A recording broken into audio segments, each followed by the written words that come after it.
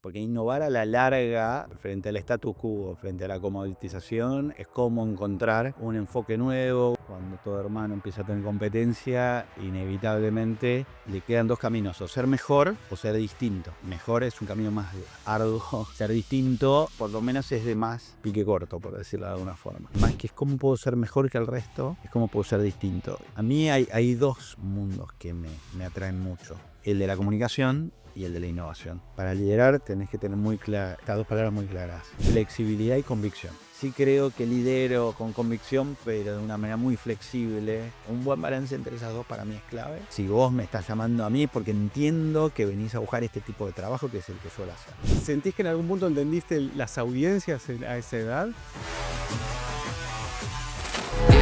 Whoa, last time I checked, I'm still high, real high. Kept it dope without a pill pop. Bill Cosby, steady climbing to the hilltop. Tip top, did it all up. Bienvenidos a un nuevo episodio de nuestro podcast. Hoy estamos con Nico Pimentel. Un placer. Muchas gracias. Gracias por recibirnos. No, por favor, ustedes, gracias por venir. Bueno, Nico, empiezo preguntándote, ¿hay alguna pregunta que te hacen siempre y que ya estás cansado de responder? Te soy sincero, no porque la verdad es que tampoco soy una persona que me entrevista todo el tiempo. Me entrevista, o sea, una cosa es una persona que está en televisión todo el tiempo, y yo estoy esporádicamente en algunos programas o doy charlas, pero tampoco me la creería demasiado si te digo, no, ya me cansé de responder cosas. Voy más para tu infancia. Mencionaste en varias entrevistas que te han hecho que tu rol como hermano mayor te presionaba un poco. ¿Sentís que hay algo en esa infancia que te haya marcado, que fue la raíz de hoy eh, tengas tanta pasión por innovar? Buena pregunta, me gusta. Vinieron de hacer los deberes. Sin duda el ser hermano mayor, de hecho doy una charla TED al respecto. Primero me trajo presión, o sea, la presión de sentir que siempre tenía que impresionar a mis padres, cuando empezaron a aparecer mis hermanas, un sentido de competencia, obviamente inconsciente. Obvio. De hecho, es un patrón que tuve que para la charla estudié y le pasa a todo. Pero eso en algún punto me obligó a estar siempre buscando forma de diferenciarme. Porque innovar a la larga, creo, en la esencia, es frente al status quo, frente a la comoditización, es como encontrar un enfoque nuevo, una manera distinta de conectar los puntos. Y creo que, poniéndome en filósofo, digo, creo que cuando todo hermano empieza a tener competencia, inevitablemente le quedan dos caminos: o ser mejor o ser distinto. Mejor es un camino más arduo. Ser distinto eh, no quiere decir que no sea más arduo, pero por lo menos es de más pique corto, por decirlo de alguna forma. Y yo creo que si querés, esa fue una de las características que yo después llevé también a mis empresas y mismo al desarrollo de mi carrera profesional. Más que es cómo puedo ser mejor que el resto, es cómo puedo ser distinto. Y eso siempre fue como algo que me motivó. Pergolini cuenta algo muy similar sobre las audiencias cuando era chico y su vecino tenía una mejor computadora que era él, y él entendió que lo que había perdido era audiencia. ¿Sentís que en algún punto entendiste las audiencias a esa edad? Puede haber algo de eso. Creo que inevitablemente, por ahí más que audiencia era atención, ¿no? Porque en este caso por ahí era la atención de mis padres. Y creo que el encontrar formas distintas, encarar distintos, eh, puede haber sido el principio de esto. Aún así, yo creo que si yo tuviera que también, volviendo más a mi profesión, a mí hay dos mundos que me atraen mucho y que están correlacionados: el de la comunicación y el de la innovación. Lo que une a los dos mundos, de la comunicación y la innovación, es la creatividad. Cómo poder buscar un camino nuevo para decir algo, para transmitir algo, para generar un posicionamiento distinto. Y la innovación para mí es también parte de es una herramienta para lograr ese objetivo también. Es cómo cambio o genero algo nuevo que genera un posicionamiento en la mente de los otros sobre esto que quiero lograr o comunicar. Solés hablar a veces del zoom out. ¿Cuál crees que ha sido el más grande que hiciste y cómo cambió tu perspectiva sobre ese problema?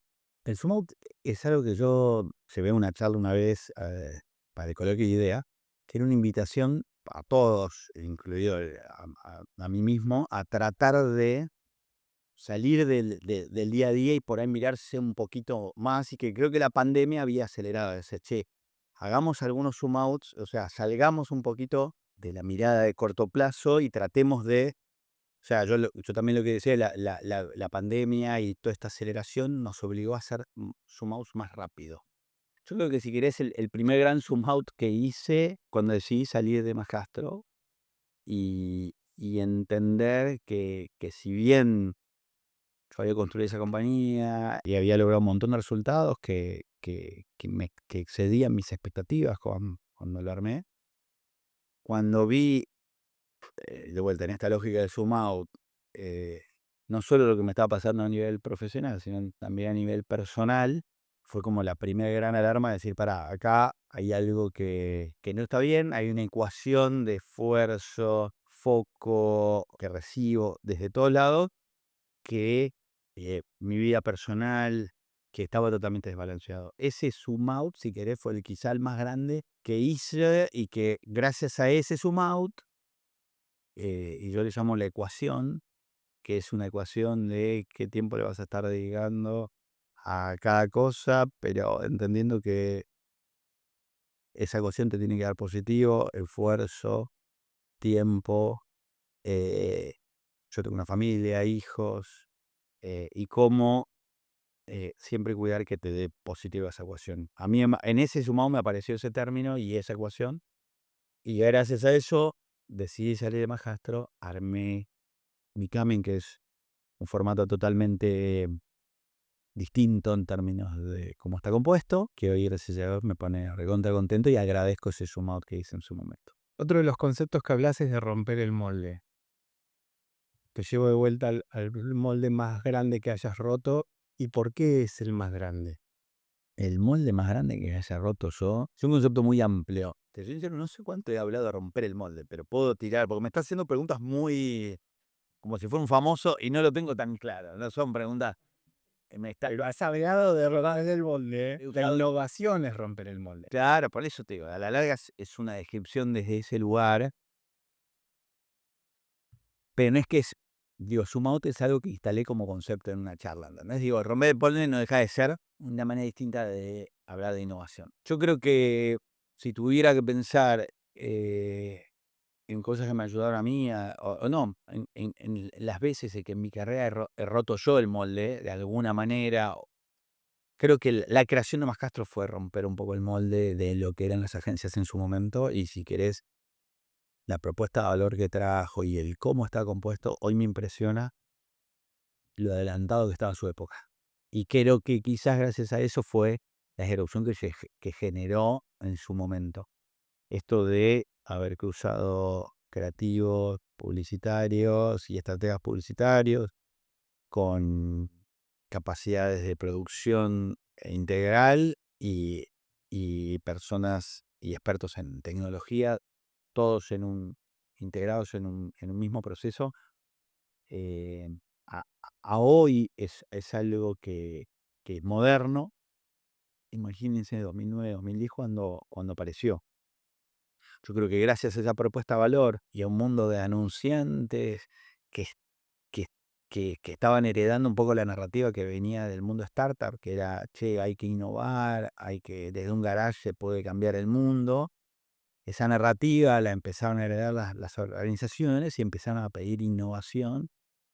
Y yo justo aparecí con un cartelito de soy una agencia de innovación, pero casi sin saber que existía ese clamor y ese pedido. Fue como bastante de casualidad, era porque yo venía haciendo todo un trabajo en mi agencia anterior, en BBD Argentina, donde muchos de los trabajos que eran premiados en distintos festivales en el mundo eran premiados en la categoría innovación, pero no porque queríamos decir esto es una innovación, eran premiados en esa categoría.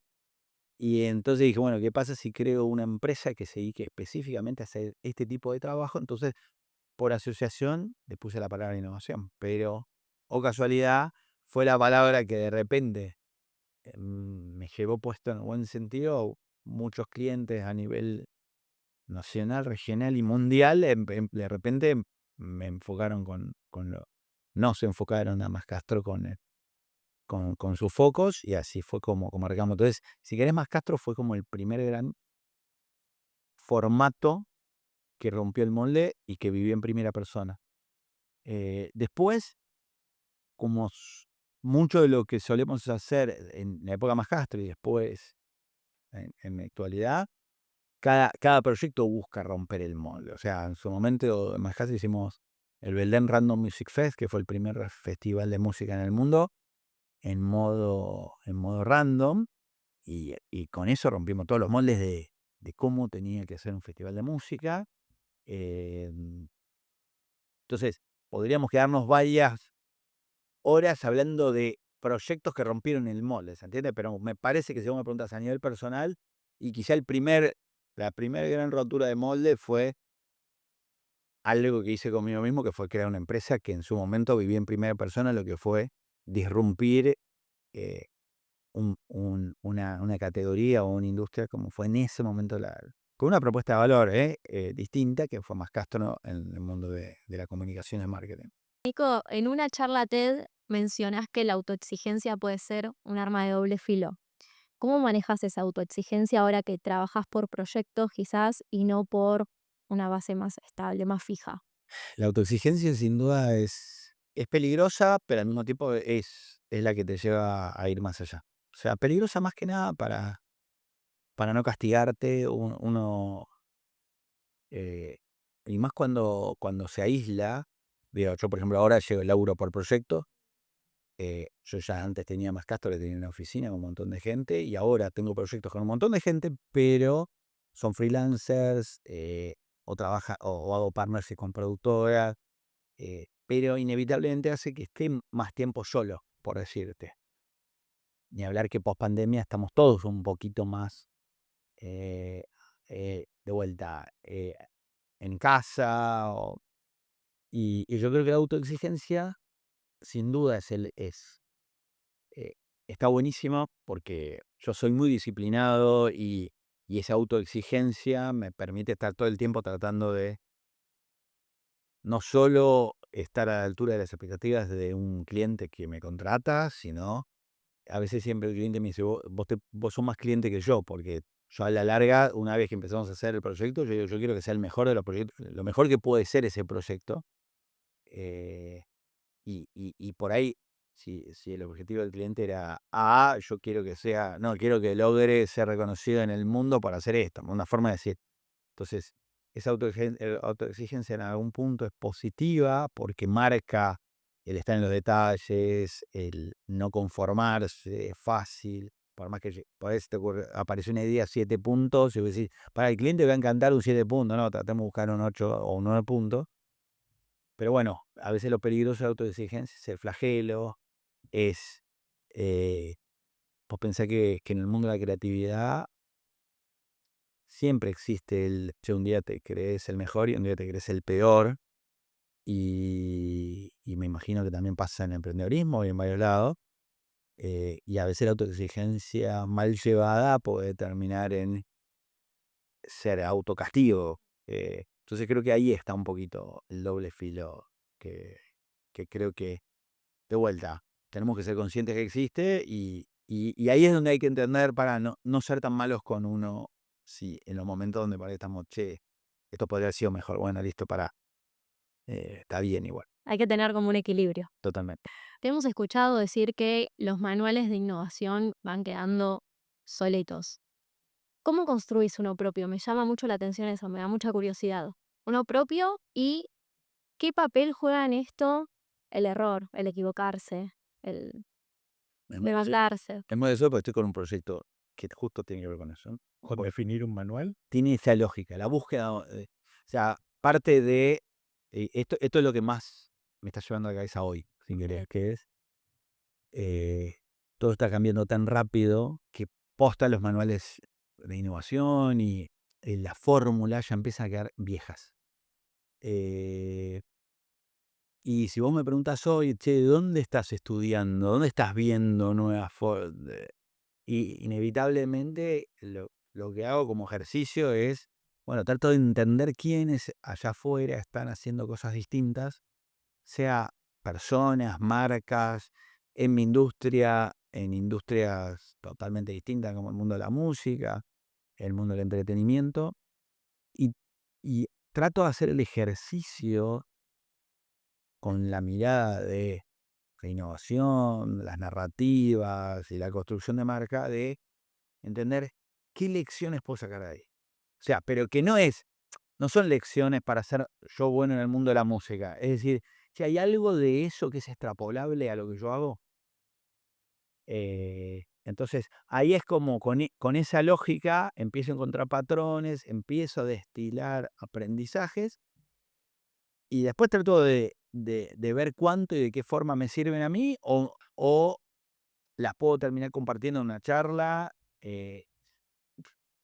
Y lo segundo que hago con eso es entender también que esas reglas también son tan efímeras como todo lo que está pasando en esta velocidad, que es, che, es una regla que a mí me sirve saber y conocer, che, buenísimo, la destilé, esto me sirve, pero no necesariamente me va a servir siempre. Entender que yo tengo que estar customizando todo el tiempo esas reglas, por lo cual este ejercicio de estar estudiando y viendo quiénes están haciendo cosas distintas y cómo, es algo que hago mucho.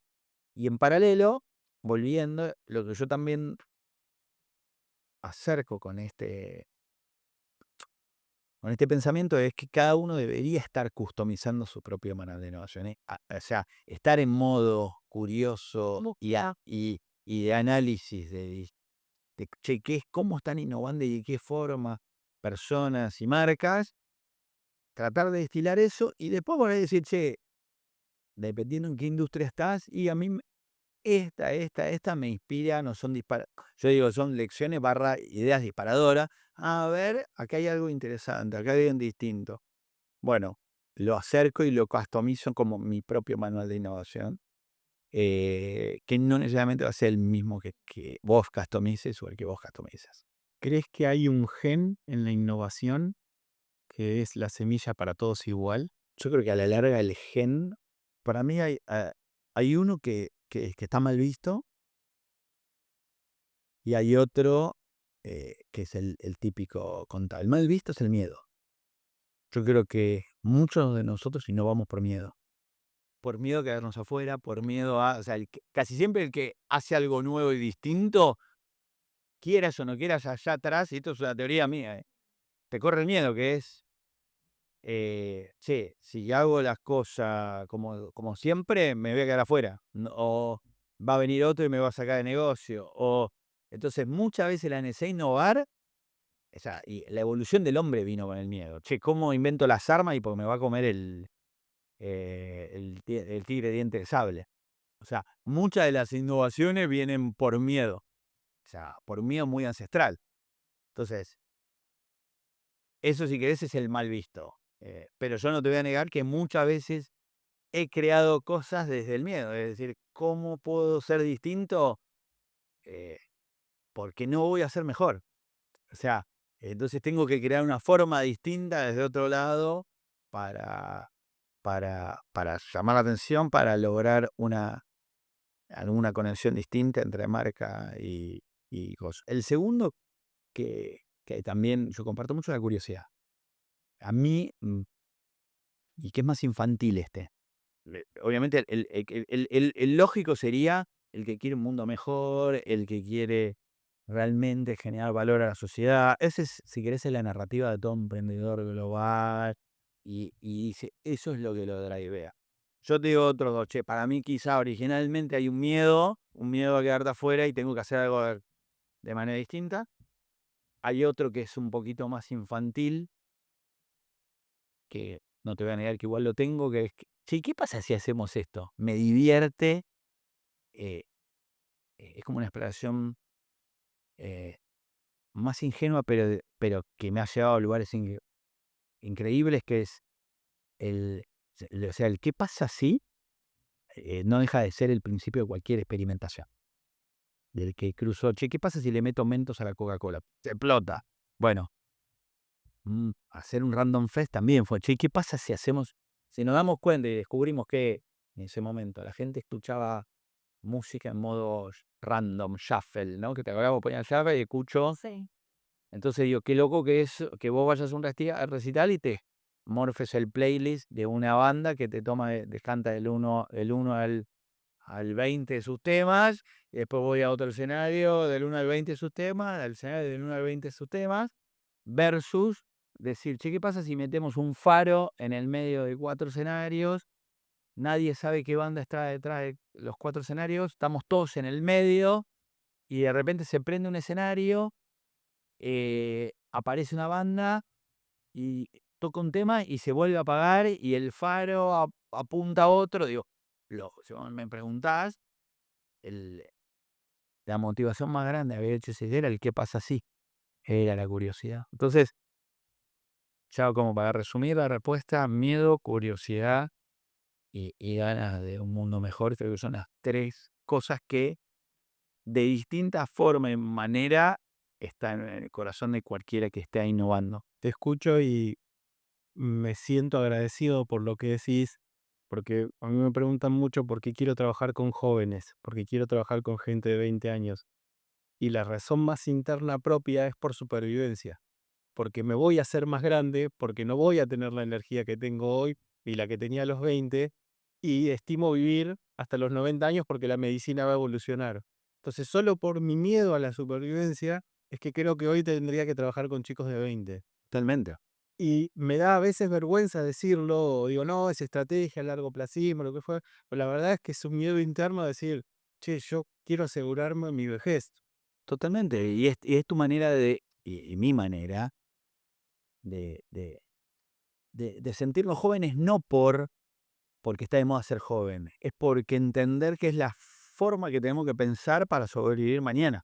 Otra cosa que yo decía en una charla, me acuerdo hace un montón, que yo le llamaba el aprendizaje correlativo. Los que estamos en marketing, comunicación, emprendimiento, tenemos casi una obligación de vivir en primera persona todas las tecnologías, porque muchas de las cosas que pasan en ciertas sociedades, la subestimación de cierta tecnología. No, eso, ya lo entendí, ya es. No, lo tenés que vivir en primera persona para entenderlo, porque por ahí eso hoy no es tan relevante ni para tu marca o para tu vida, pero es esa red social o esa tecnología quizás es la precursora de otra que sí va a generar una disrupción y vos no vas a entender, como no conociste los patrones de la anterior, te va a costar cada vez más. Y yo lo llevaba un ejemplo que era cuando yo era muy chico, obviamente acá se me van a caer 1000 sotas, la tele estaba en casa, estaba en mi cuarto de la casa, entonces mi cuarto era una especie de playroom, donde mi viejo venía a ver tele a mi cuarto, y mi cama era como una especie de sillón. Y no existía el control remoto. Entonces mi viejo me pedía que me sentara, que me pusiera muy cerca de la tele, y me decía, cambia, cambia, cambia. Yo fui el primer control remoto humano. Y después vino el VHS. Entonces, el que lo aprendió a usar fui yo. Entonces mi viejo me decía, poner play, rebobiná, poner el cassette.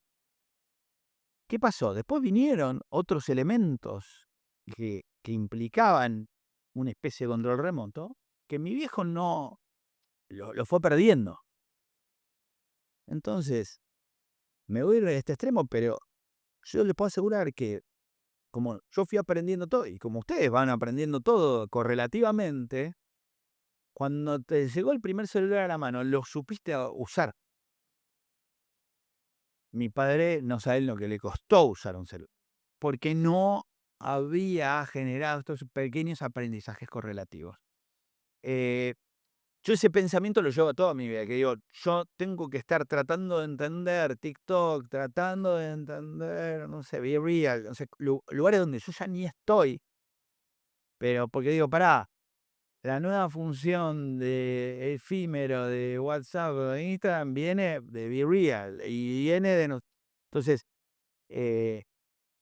creo que todo comunicador y emprendedor, por más que vuelvo, no haya tecnologías o redes que no sean pertinentes a la audiencia o a la marca que uno está o manejando o comunicando para, inevitablemente tenemos que estar aprendiendo porque con esa ley de supervivencia va a haber algo que no vamos a entender y ahí va a ser un problema. ¿Qué papel juega la intuición en un mundo que valora tanto los datos? ¿Te arrepentiste alguna vez de haberla ignorado, tu intuición, tu creatividad? Es muy loco porque cuanto más datos hay, la respuesta más políticamente correcta sería, bueno, un balance entre la intuición y los datos y quizá la más técnica muchas veces decir, no, hay que usar la Big Data y aprovecharla y cada vez más. Pero no sé, por ahí estoy más grande, pero creo que la intuición es cada vez más relevante. O sea, al menos en mi caso hay una parte donde por ahí tiene que ver con la experiencia, pero che, ¿sabes qué? No sé si va por acá. Y no tengo los datos ni, La fuente. ni las fuentes, pero por ahí me pasa de piel, digo, no sé si va por acá Pero el y, filial. y no suelo equivocarme en eso de la misma forma que por ahí positivamente digo, che, ¿sabes qué? Me parece, pero nadie lo está pidiendo, no sé, pero ahí siento que hay una necesidad de este lugar.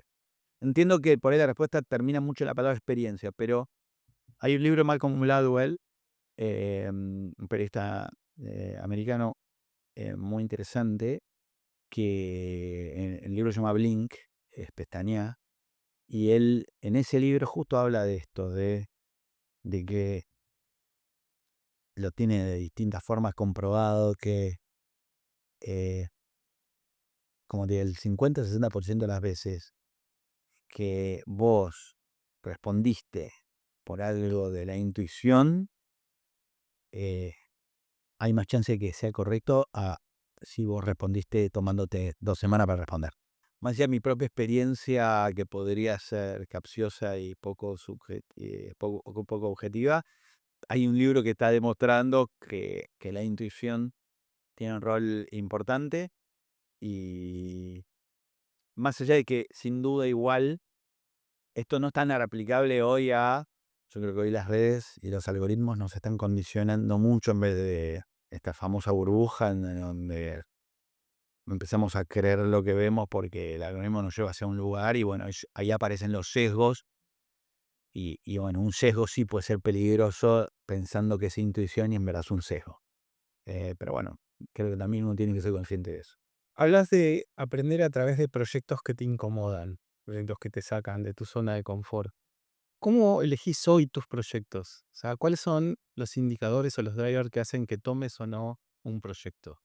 Mira, yo sin duda lo alucinante de hacer proyectos que te incomoden es que te obligan a aprender. Para mí hay 2 formas grandes de aprender hoy de innovación, o 3 si querés.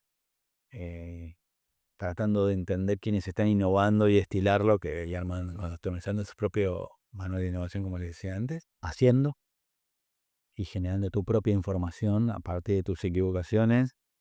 Hay una frase que a mí me gusta mucho que es: Google en algún punto comoditizó la información, por lo cual hoy la información que más vale es la que no existe y, y es esa que puedes generar vos haciendo. Entonces ahí ya tenés no solo un aprendizaje, sino hasta una información que no tiene tu competencia. Y la tercera forma para mí de aprender es trabajando con gente distinta.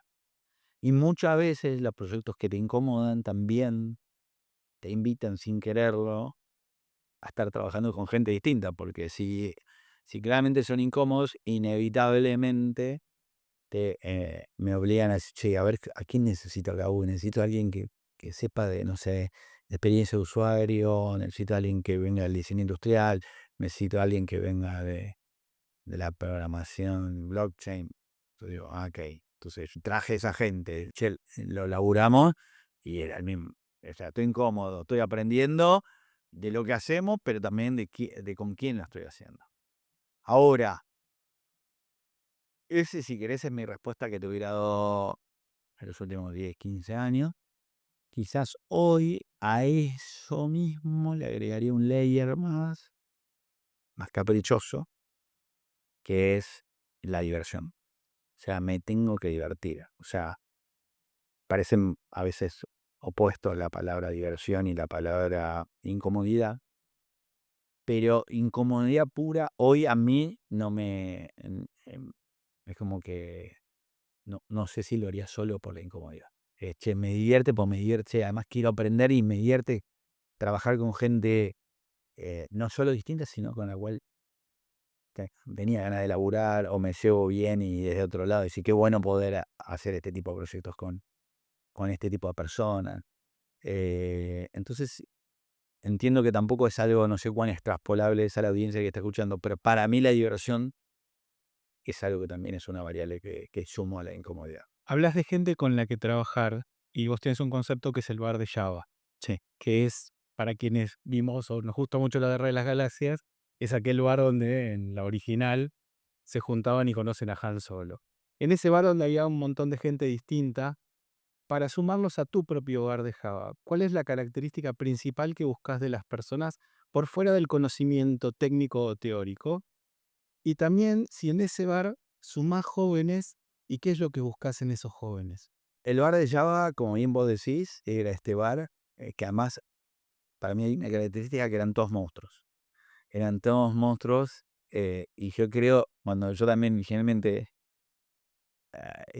acuñamos junto con Seba Campanario, un periodista amigo, ese término, porque él me dice que siempre trabajó con gente rara, yo. Me divertía esto de, che, viste que hay veces que la palabra monstruos son muy buenos, es alguien que es muy bueno en lo que hace. A la hora de buscarlos, son desde dos lugares. Ni hablar que muchas veces es por lo... Y voy que hable más allá de lo técnico, pero inevitablemente para cierto proyecto digo, che, necesito a alguien de este estilo o que haga esto, por lo cual, llamémosle el perfil T, o sea, la parte vertical de ese perfil tiene que acercar al proyecto de eso.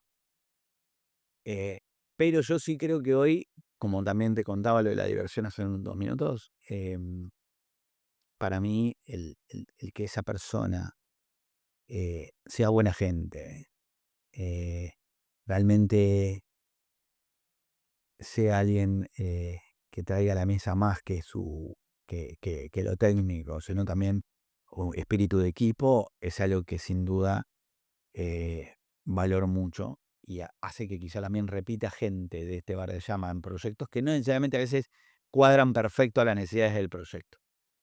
Después, en términos de juventud, yo creo que eh, la juventud en el buen sentido, eh, no es que digo voy a traer a alguien joven porque necesito, o sea, para mí es a favor. Hoy los jóvenes tienen un montón de know-how en términos de tecnología, en términos de sea, audiencia, que es inevitable, en el buen sentido lo digo, que haya jóvenes en el equipo. Pero no lo hago porque, che, hagamos una lógica de diversidad etaria en este grupo. No, inevitablemente, por ejemplo, si yo quiero conectar con audiencias jóvenes, porque en mi caso yo trabajo para marcas, che, esta marca necesita conectar con audiencias jóvenes, inevitablemente estoy después trabajando con equipos que son realmente hoy más expertos que yo, conectando con audiencias jóvenes. Por lo cual, disfruto mucho, aprendo mucho y también, bueno, como siempre, me gusta mucho la energía y la vibra que traen a los equipos armados. Nico, hablábamos de equipo y te quiero preguntar cómo los liderás. ¿Cómo haces para liderar tus equipos? Entiendo que todo el tiempo estás trabajando quizás con gente distinta porque laburas por proyectos, por marcas. ¿Cómo haces? Yo creo que se aprende todos los días, no es que manual tampoco. Sí creo que en mi caso liderar gente que también es independiente, no es que es empleada mía. Yo creo que Parece más difícil aún. totalmente. Y mantenerlos motivados. Claro. En mi caso la fórmula es, esta combinación de palabras no es mía, la aprendí de un jefe mío que me lo decía y que la tengo muy presente, que es, para liderar tenés que tener muy claras, estas dos palabras muy claras, flexibilidad y convicción. Más o menos, la convicción para saber a dónde vas, pero la flexibilidad para entender que quizás no sea de la forma en que vos lo haces para llegar ahí y esta persona lo tiene de otra manera, o entonces sí creo que lidero con convicción, pero de una manera muy flexible, dando espacio. Yo suelo trabajar con gente de vuelta, en este bar de Java, con monstruos, o sea, con gente que es muy buena en lo suyo, entonces tratando de empujarlos hacia ese norte de, de tipo de laburo que estamos necesitando hacer, pero dando espacio, dando que esa persona tenga visibilidad también al cliente y a su forma.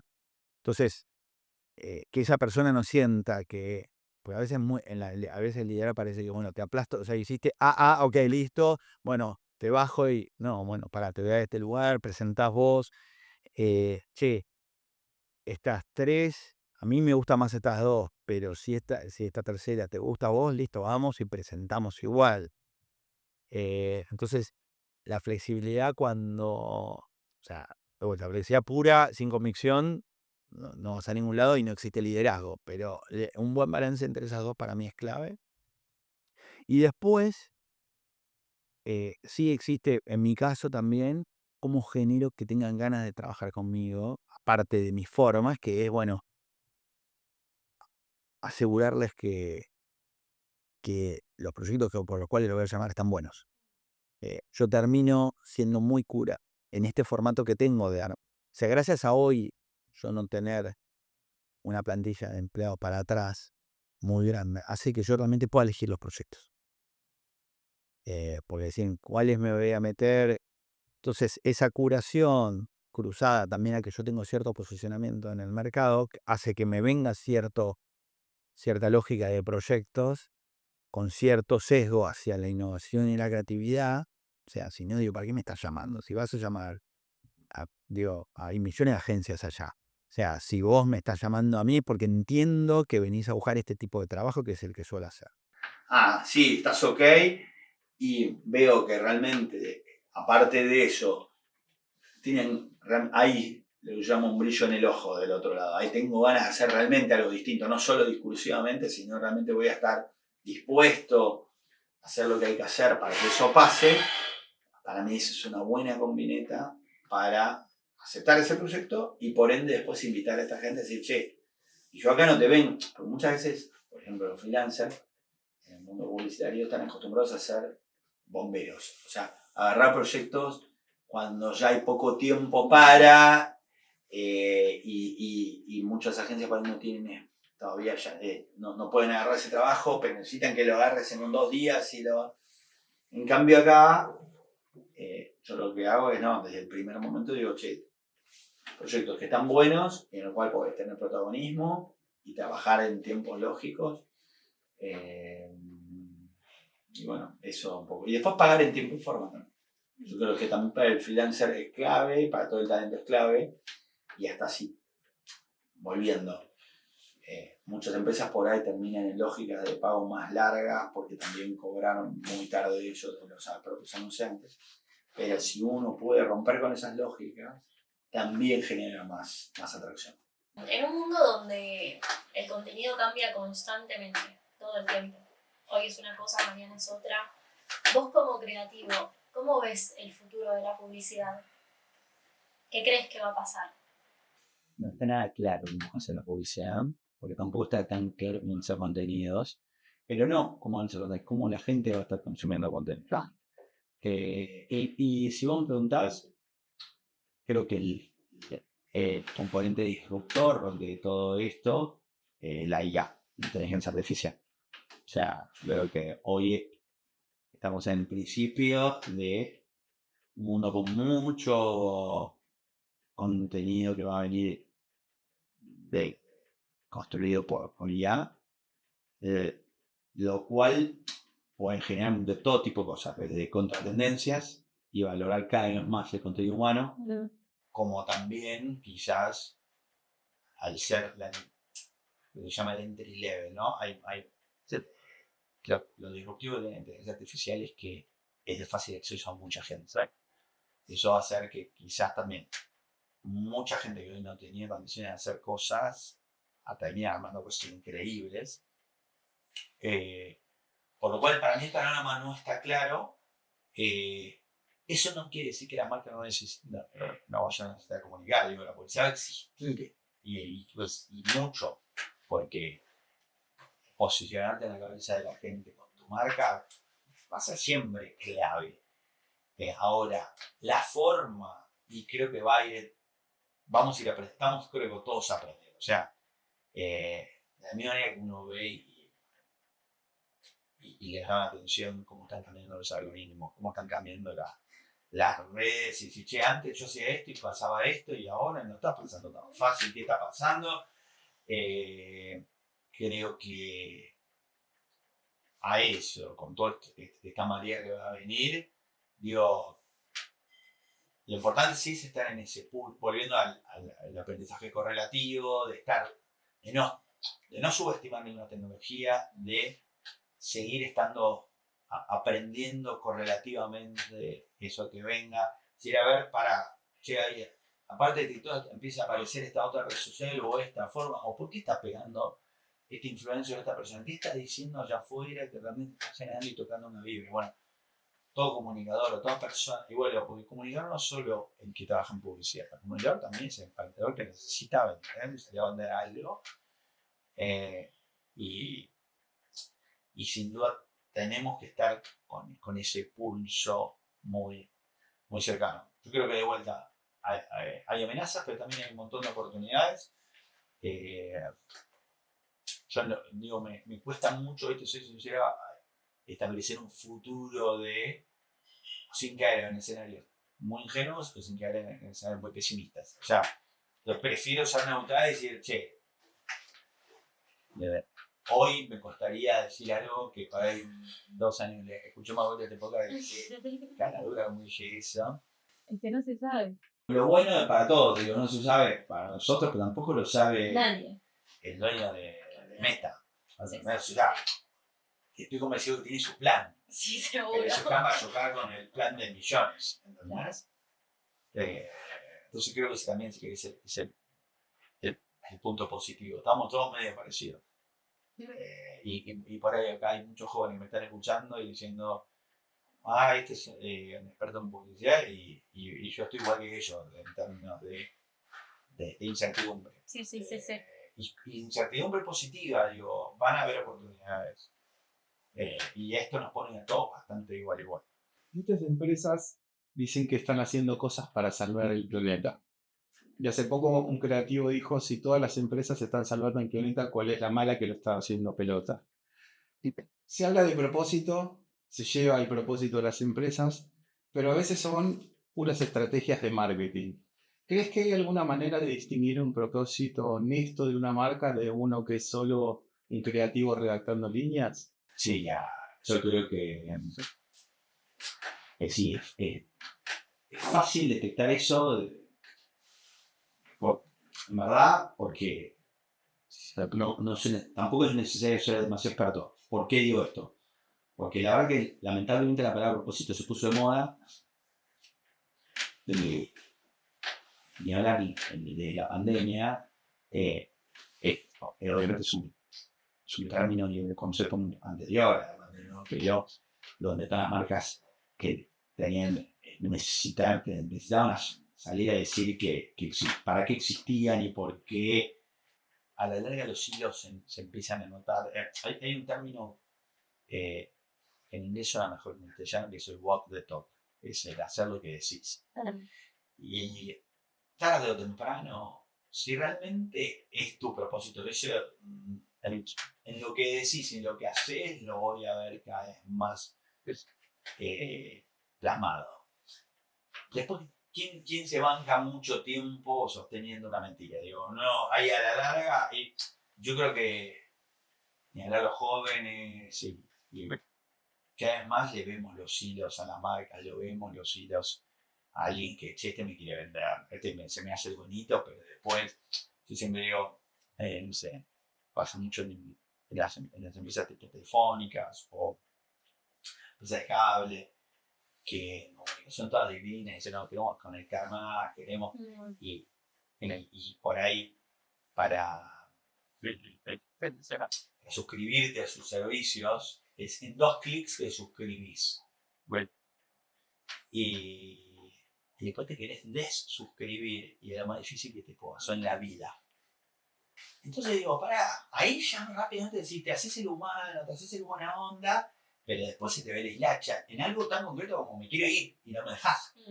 Entonces, hoy hasta es fácil comprobar un poquito en 2 o 3 hechos y actos concretos si realmente sí, somos divinos, conectémonos más, vení, bienvenido.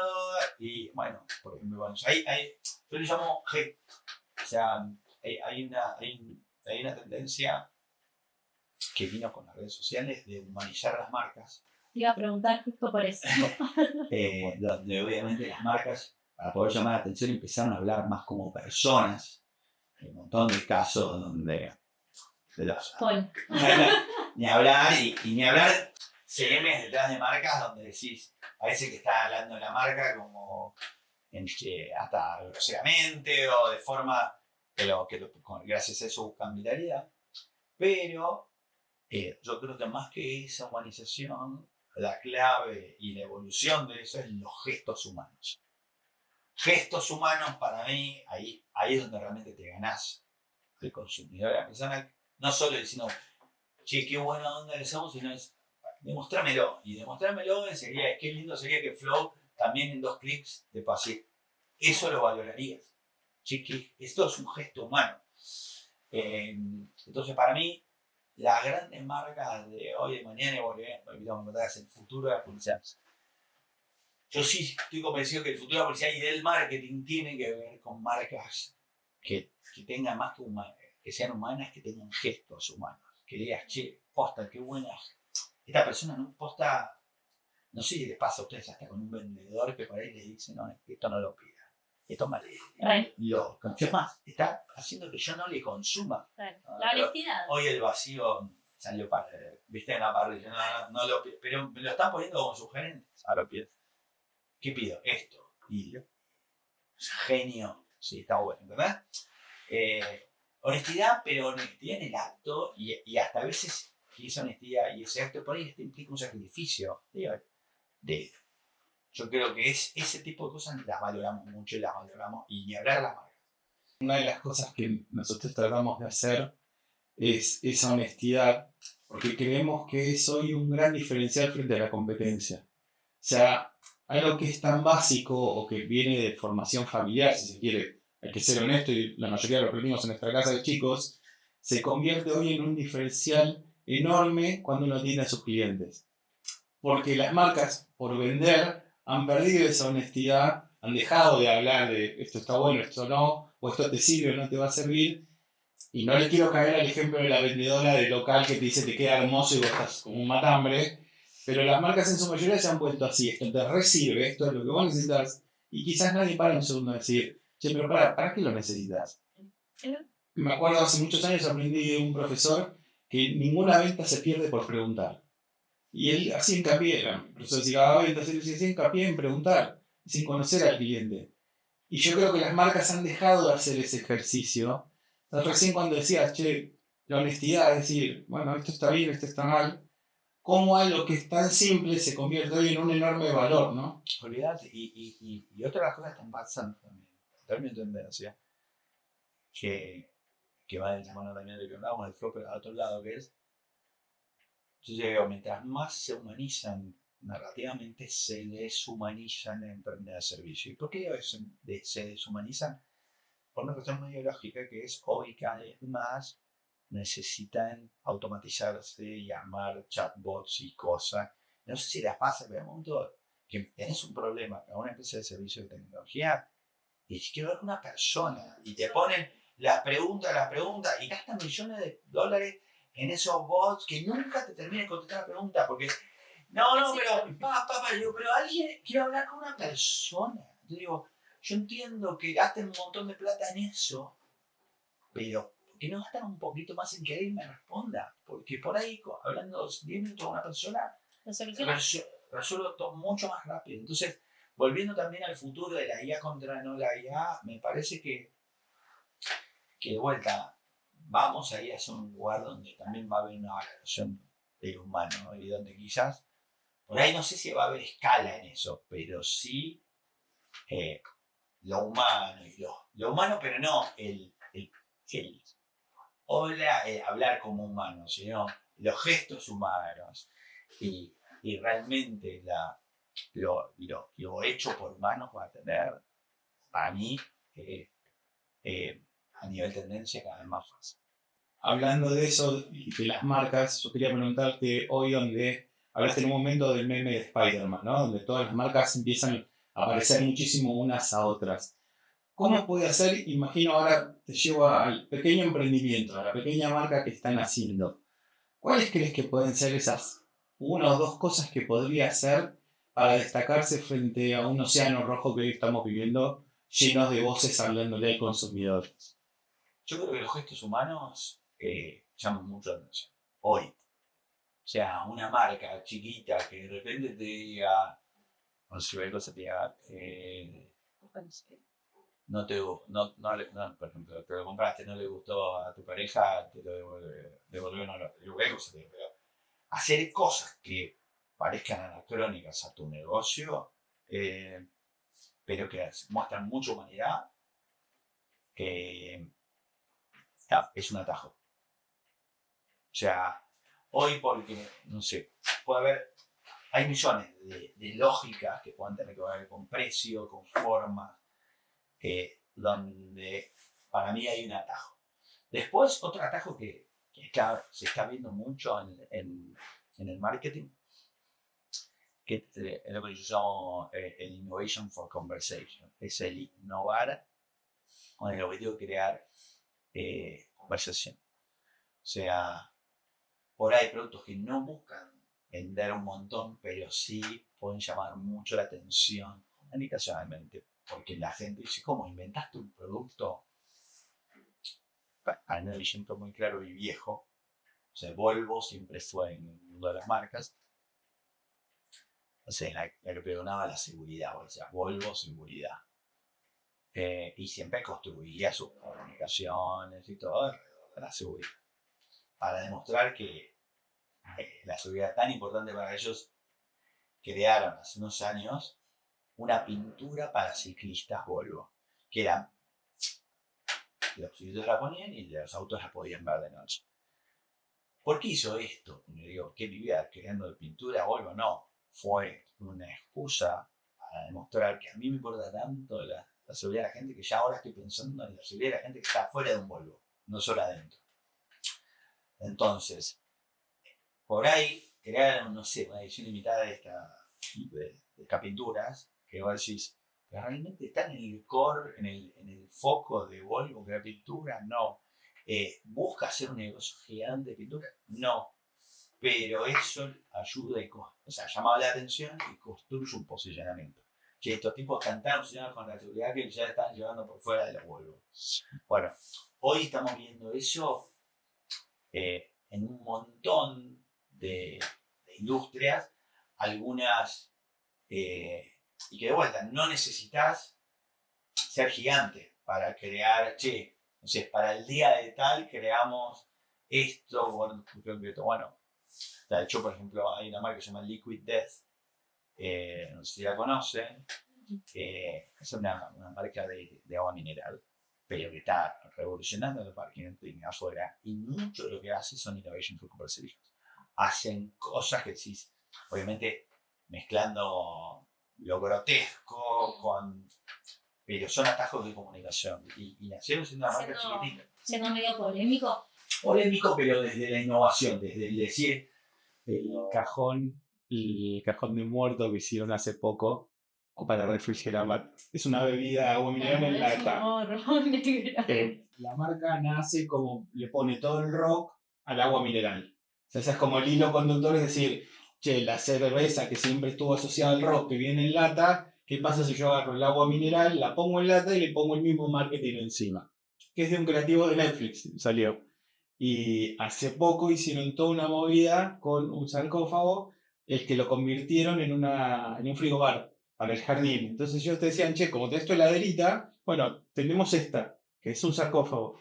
Y toda su comunicación va en esa línea, en mostrar cosas que no son de su negocio. De hecho, muchos de lo que hacen no lo venden, pero siempre tienen el mensaje allá arriba, ¿no? Y por ahí su comunicación fue hecho un sarcófago, ¿entendés? Entonces, y después con videos y no sé qué, cuentan esa historia con un sarcófago. Es decir, por ahí lo puede armar una agencia, una empresa chiquitita y un emprendimiento chiquitito, algo que sea conceptual a eso, Claro. pero que genere Con poco conversación. presupuestos. Ahora te pregunto, en esa línea, ¿no? Una marca chiquita, ¿cómo podría acceder a eso?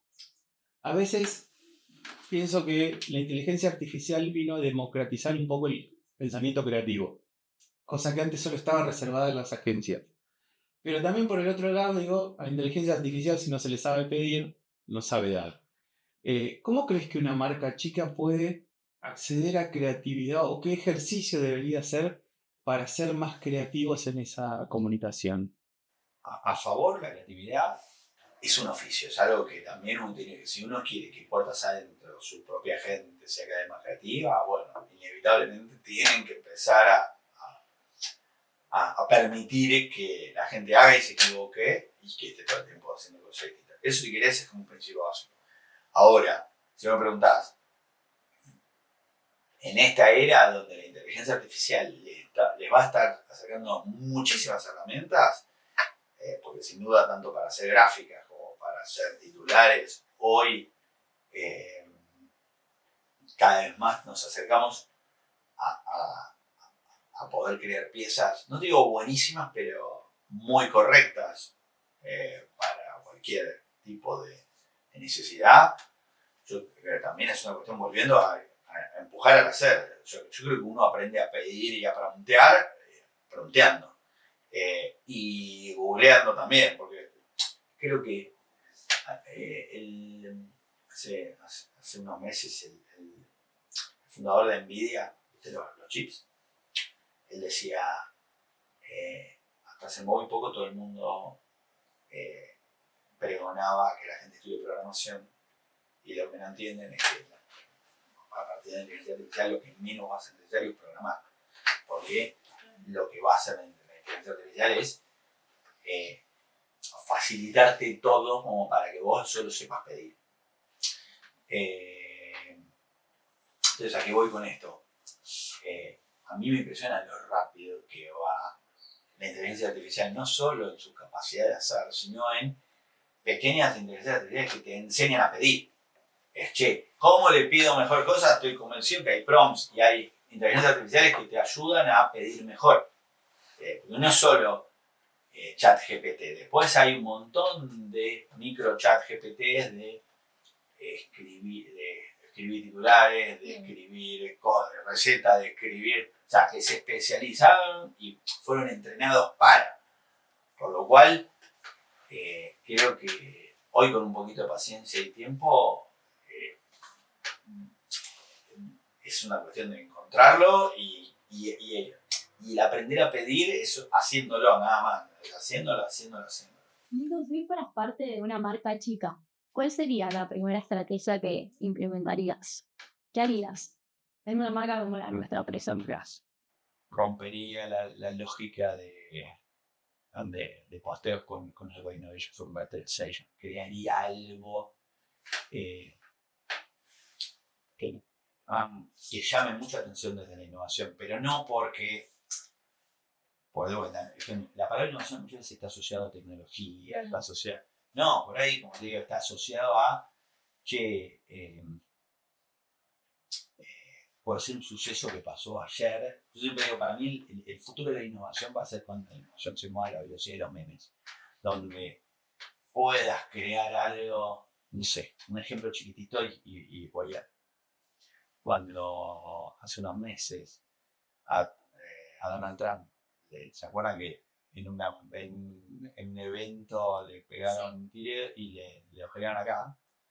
Al otro día había un emprendedor que estaba vendiendo una taza de Donald Trump sin esta parte, esta rota, ¿no? Entonces hay una velocidad que hace que después, bueno, yo creo que esa velocidad futura, así que bueno, si yo no lo puedo armar en una indumentaria un día para el otro, pero si podés acercar los tiempos de reacción un poco más, y quizás para ciertas fechas hasta que puedes adelantar, la puedes sí pensar con tiempo, pero para la gente la gente piensa que eso es real time y vos lo estuviste construyendo.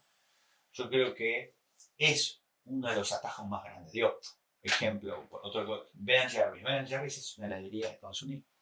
Y su forma de crecer fue creando sabores con puntos de vista políticos. Así como un sabor, y tenía punto de vista político el sabor. Entonces vos decís, esto va a tener gente que quiere y va a tener haters. Bueno, pero lo que no va a tener gente que lo ignore. Tibia. Pero Ben Jerry's es otra marca que decís, mirá cómo era una heladería que de entrada no, pero se diferenció creando, o sea, haciendo activismo. Ellos tienen alguien dentro del equipo que es Chief Activism Officer, y tenía posturas contra el presidente desde el helado, ¿entendés? Entonces vos me preguntás, si bien hoy también estas políticas están haciendo las empresas grandes, yo creo que más pueden hacer y que más pueden llamar atención, gestos humanos, gestos humanos, y tratar de innovar para creando cosas que generen conversación. Quiero saber de errores. ¿Cuál crees que ha sido tu mayor error profesional a lo largo de los años? Hubo varios proyectos que no salieron todo lo bien que podían salir, seguro. Creo que los errores están más ahí, si querés. Digo, si vos me preguntás mucho en el más Castro, que era cuando realmente pensamos que todo era posible con la tecnología, y hoy lo mirá a la distancia y nos dejábamos ser tres gatos locos tratando de programar algo que era bastante más complejo, y había una... Pues, te lo voy a decir feo, porque de otro lado que esto sí es lo que aprendí, es el control de expectativas. Es decir, si esto va a pasar, y por ahí no darte cuenta que no todo, para que pasen, no todo dependía de vos, dependía de un montón de cosas, infraestructura, cosas de la ciudad, del lugar, que por ahí no depende. Entonces, el no saber manejar la expectativa del otro lado o no avisar a tiempo ciertas cosas, fueron cosas que uno fue aprendiendo más del tiempo. Entonces creo que errores más grandes están más ahí, donde yo ahora soy como mucho más prudente y cuidadoso en términos de expectativa, y de vuelta, pero eso no quiere decir que uno no, cuando levante la mano acá, genere miedo en el otro lado, ¿no? Es decir, che, acá estamos innovando en serio, acá estamos haciendo algo realmente distinto, por lo cual tenemos que ser, o sea, tengamos plan A, plan B, plan C, por esto lo vamos a hacer, porque no es que tengo la fórmula en el caminito de que esto va a ser así, va a salir bien. Entonces, pero a favor que ganamos con esto, y bueno, poder llegar a ganar un mensaje muy diferenciador, muy recordable, muy memorable, y ni hablar que muchas veces por poco dinero, porque uno hace creatividad, porque uno innova también una marca, a la larga es para que con un golpe al consumidor genere más recordabilidad que con 10. O sea, para yo tener 10 necesito pauta. Para repetirte todo el tiempo el mismo. Para que surge la creatividad, y digo, ¿cómo puedo lograr hacerlo una vez y que se acuerde? Entonces, yo siempre digo, ¿cómo poder lograr más que recordación de marca, recuerdos con la marca? Si vos podés lograr un recuerdo con la marca más que recordación de marca, y seguramente tengas una efectividad y una eficiencia mucho más grande. ¿Te puedo pedir definir eso? ¿Qué sería un recuerdo de marca? Y yo te convencí que el que fue al Belén Random Fest tiene un recuerdo que está asociado a una marca muy claro, versus millones de comerciales que puedo haber visto de televisión que vio de Belén y ni se acuerda la marca. ¿Qué pasa? Es llevarlo también un poco al offline, ¿no? Nosotros, como estrategia de marca, tenemos muchas ganas de implementar los encuentros, hacer una fiesta de Kaipi, hacer un sunset, como tener esa conexión con la comunidad. Tuvimos un evento, tuvimos esa conexión con las seguidoras de, che, te estoy conociendo, te estoy abrazando, estoy charlando con vos, estoy generando un recuerdo. Para mí eso es clave, que puede ser en offline, pero vuelvo, también es un gesto humano. Si yo te digo que Flow te puedes ir en 2 clics también es un recuerdo. Vas a decir, qué groso lo del flow y hasta lo vas a estar recomendando.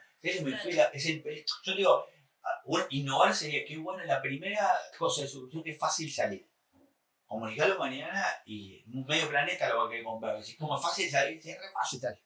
Me hace acordar a una marca de ropa cuyo dueño contaba que hace unos años la innovación pasó por permitir la devolución de la prenda con la devolución del dinero sin siquiera ir al local.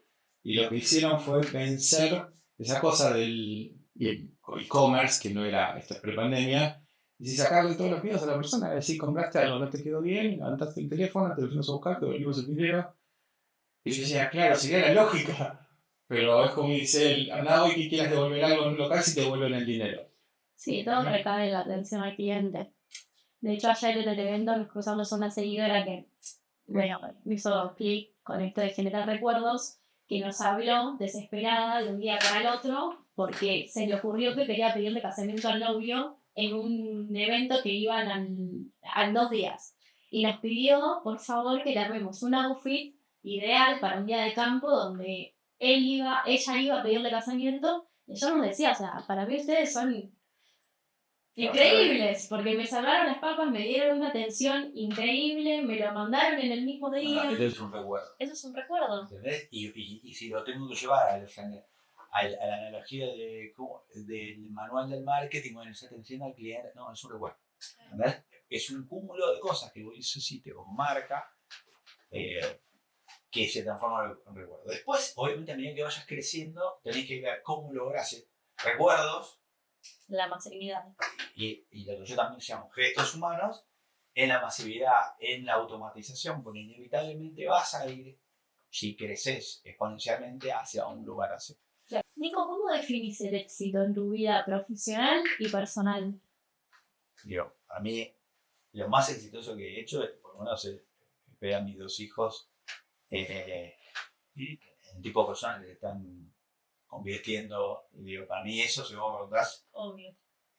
sé cualquier cosa, y que ellos al mismo tiempo puedan ver a un papá que le gusta lo que hace y que gracias a lo que hace ellos pueden tener herramientas para poder no solo hacer y potenciarse como personas, sino también tener un ejemplo de che, uno haciendo lo que hace. Es una pregunta difícil porque yo no estoy acostumbrado a responderla, pero sí, me deja pensando yo cómo me gustaría articularla mejor, pero no estaría lejos de eso, de decir, o sea, cómo, o sea, estos 2 hijos para mí son el sinónimo de lo más interesante que yo pueda haber hecho en mi vida, pero al mismo tiempo, en paralelo, siento que sobre todo ya lo profesional, pongan también de lo profesional, por educarlos con el ejemplo. Y estar orgulloso de los alzores de dignidad. Uno puede estar contento haciendo lo que hace, ayudando a otros, digo, hagan después lo que ellos hagan. Claro. Pero yo sí quiero, es como que digo, esto me hace pensar que tengo más claro qué sería el fracaso para mí que el éxito. Y para mí fracaso sería fracaso como papá. Eso sería, si quieres, un verdadero error. Entonces yo, por oposición, te digo, verlos evolucionar, estoy en ese camino, en ese viaje, y hacia ese lugar voy. ¿Qué edad tienes, Nico? 12 y 15. Entonces creo que eso es lo que me motiva y agradezco que me guste lo que hago, porque creo que así también contagio y creo que también educar muchas veces no es bajar línea, sino también, a mí me gustaría que ellos de alguna manera se realicen con lo que hagan. Entonces para mí la mejor forma de educarlos para eso es tratar de dándoles el ejemplo. hacer ejemplo con que yo estoy tratando de realizar lo que me gusta. Me encanta. Me encanta. ¿Qué le dirías al Nico de hace 5 años? Al de 5 años, que de 5 años era prepandemia, que esté tranquilo, que va a estar contento, que vaya. Que en ese momento yo estaba tomando muchas decisiones, tenía mucho signo de pregunta porque estaba saliendo de mi compañía anterior, estaba entrando en un formato que me generaba muchas preguntas, más que nada porque yo ya sabía que no estaba con ganas de volver a armar otra empresa con otros socios, con otras cosas, pero tampoco era tan claro que pero se puede armar algo sin socios, sin empleados, sin oficina, que al mismo tiempo me permita seguir trabajando con las marcas y el tipo de proyectos que yo venía manejando en Macastro. Y bueno, 5 años después, puedo decir que sí, que las marcas, o sea, la industria cambió tanto que hoy pueden confiar, una marca enorme puede aún así confiar en un grupo de personas sin que eso implique que sean 20 o 30 personas trabajando en el mismo lugar, bajo un mismo empresa, marca. Entonces, hoy encontré esa ecuación que, volviendo al principio, y a ese sumado que me había preguntado, una ecuación bárbara donde estoy haciendo proyectos que me gustan, con gente de la cual aprendo y me divierte, y pudiendo tener tiempo para mis hijos, para mi mujer, para también, yo tengo casi 50 para empezar a hacer esas cosas que también simbolizan. ¿Y qué le dirías al Nico de dentro de 5 años? Además, me gustaría que él me diga algo. Me metí en una zona y me cuente qué va a pasar con la inteligencia artificial. Eso sería groso.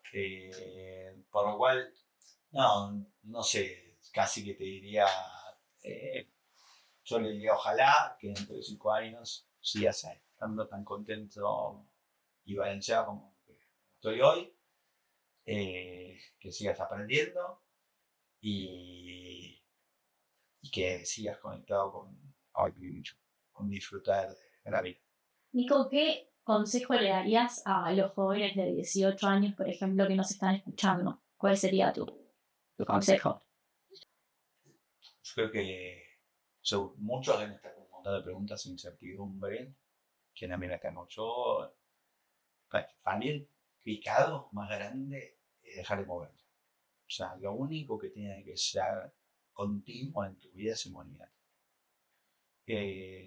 Por lo cual, porque el movimiento trae aprendizajes, el movimiento trae acción, el movimiento trae evolución. Entonces, yo creo que para mí no solo es un consejo a jóvenes, sino a grandes. Digo, o sea, hagamos lo que hagamos, movámonos. O sea, en el momento, pero no sé qué hacer, no importa, aprendé, si te equivocaste, volví a hacer, aprender, no importa, volví a hacer, y en algún momento, algo va a fluir en serio. Pero si te quedas quieto, y cuando digo quedarse quieto, es mentalmente, no quedarse quieto ni mentalmente, ni profesionalmente, ni socialmente, es estar en movimiento. Si tuvieras que agradecerle a una sola persona a lo largo de toda tu vida, ser quien sos, ¿a quién le agradecerías?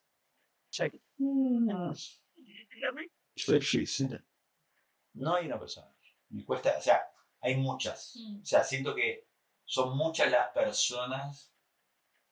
O sea, sería darle demasiado crédito a una cuando me parece que mucho de lo que soy hoy gracias a un montón de gente. O sea, no puedo. La más fácil es decir, no, mi papá o mi mamá, pero si tengo que elegir uno tampoco, porque mi mamá me dio ciertas cosas, pero no me dio otras, mi papá me dio ciertas cosas, no me dio otras.